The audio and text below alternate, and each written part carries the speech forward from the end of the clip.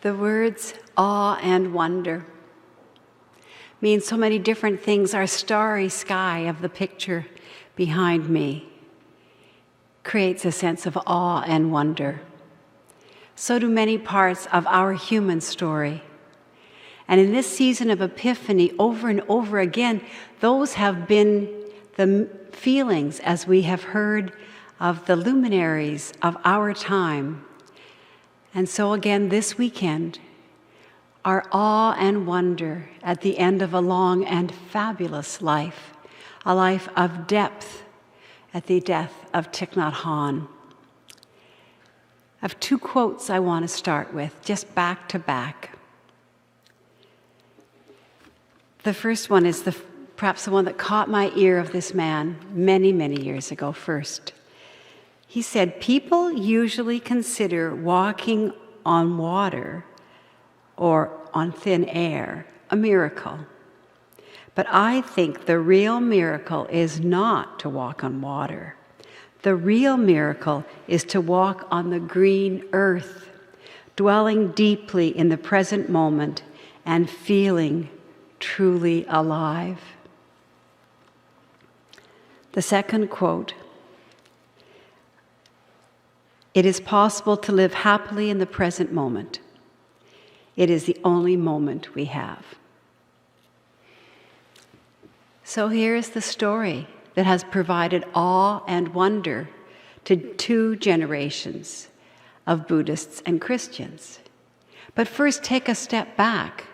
4 generations, Arnold Toynbee, Victorian Britain, saying, if ever Christians and Buddhists could have civil dialogue, that wasn't quite his word, there is hope for world peace.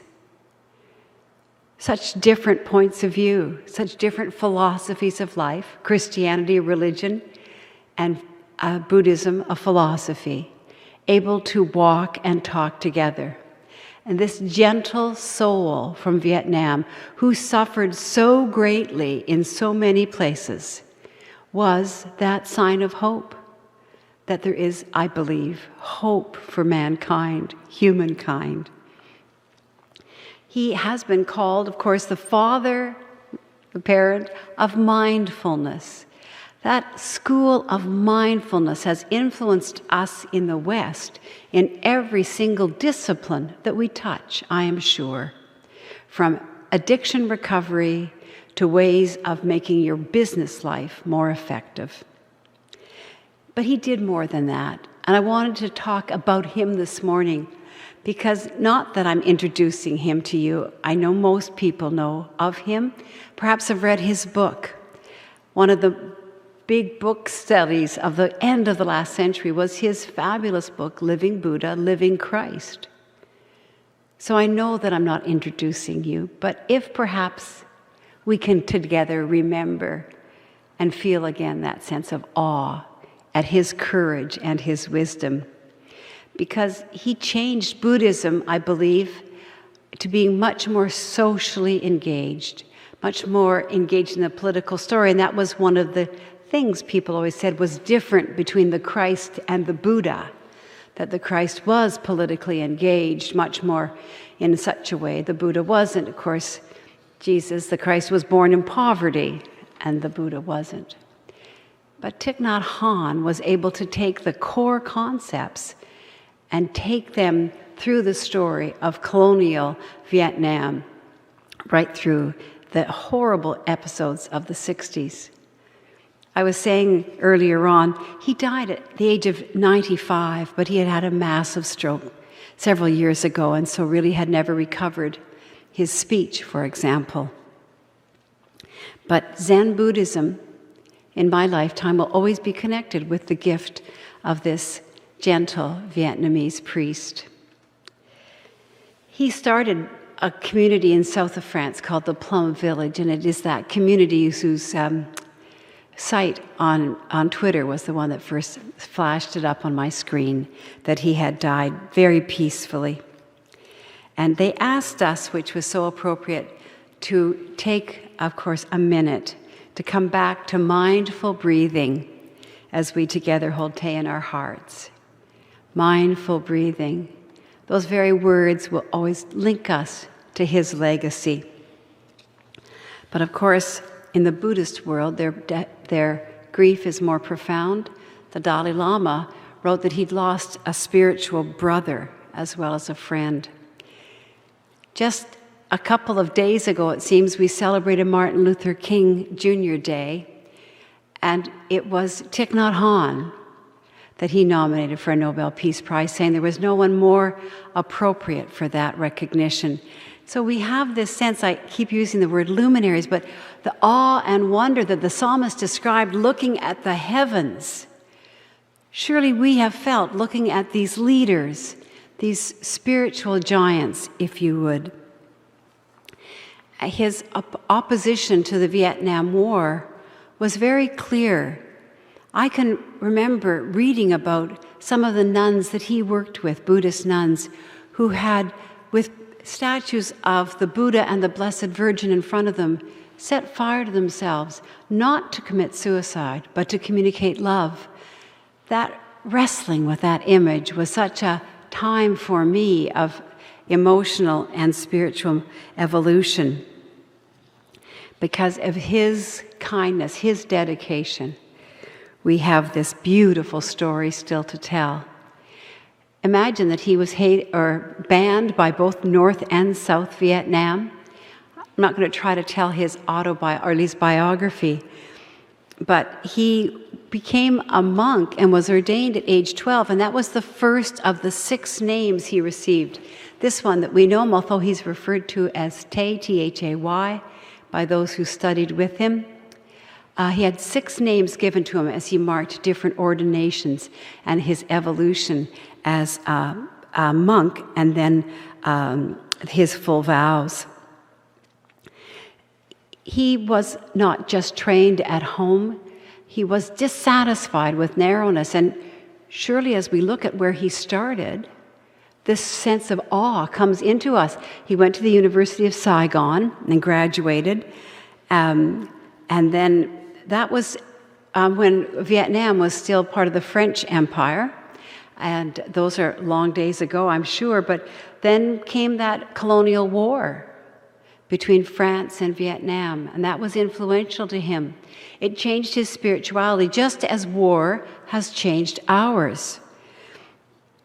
And that the temple walls in his hometown, the town that eventually he would return to and pass away in, were riddled with bullets.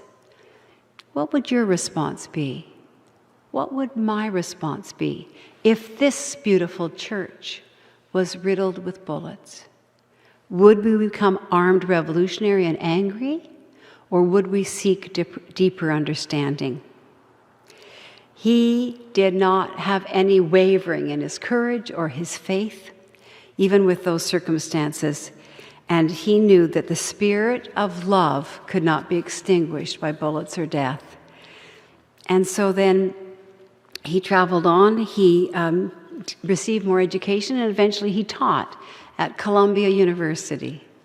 Continual evolution, does that not inspire awe in us? Willingness to look at what we hold to be true and to be challenged by the events around us, to enlarge our hearts, even if the first response of others is to harden their hearts. Tay would encourage us always to stop and breathe deeply and to know that even in the midst of this, love, peace, and happiness is possible. These are tremendous goals for all of us. And so he left from Vietnam on a trip, and then as soon as he was gone, he was banished. So what was supposed to be a short trip became decades of exile. But in that exile, he did not grow bitter, but in fact grew ever more influential and started his village at his monastery at Plum Village. I'll just excuse that. And became willing, this huge dialogue with the West, with Christianity, with academics in New York City and around the world, and began his time of teaching and writing so many books. in which he started the Plum Village. He started a little one first called, I think, Sweet Potato, and then he taught out of California in a couple of different places with tens of thousands of people coming and attending his classes and having their hearts inspired and enlarged. In a time of increasing secularization in North America, his impact, and not alone, but his impact was one of growing depth in this Zen Buddhist awareness of mindfulness. And think about who he's hanging out with beyond his own Zen Buddhist colleagues and friends from Vietnam. Martin Luther King, and also Desmond Tutu. All sorts of wonderful people. Just imagine the conversations they must have had. So that he continues to try to get the United States then, during the time of the Vietnam War, to become against the war and helped things like boat people. We sometimes forget the role of these individuals in addressing kind of that militarized response we have. And so this morning, we've been asked to stop and take a breath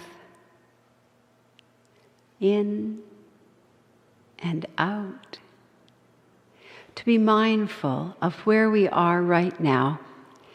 He taught that we only had the present moment, and yet we spend so much time in a sandwich with so much a big piece of bread marked yesterday and a great big piece of bread marked tomorrow with just a little tiny sliver of today in between, which we can hardly even taste. He invites us to stop and taste and live in today. As I said, he had a stroke many years ago, but his influence does not stop with death, just as he always said. And we look at the size of the gift of mindfulness in our Western traditions now. We look at the size of the gift that was Te, and we do feel awe and wonder. This is not beyond us, then, to see somehow that great merge of huge different philosophies of life and how we contribute to each other. He has an image at the end of one of his books, and I'd like to end with this image. Just think of this as a man who's exiled from his home, who comes into the West and makes this huge imprint, eventually gets to go home, but things are not smoothed out in Vietnam, and peacefully dies surrounded by his devotees. And in his image, he imagines in a beautiful morning garden. Create that in your mind. Beautiful morning garden. Now, however you imagine it, he said, now place the Christ and the Buddha sharing tea. And the Buddha pours a cup of tea for the Christ and offers it and says, how can I help you today? And the Christ pours a cup of tea to the Buddha and says, no, how can I help you? This image is one of awe and wonder, and may it bless us, nurture us, and feed us. May his message continue. Te, rest in peace.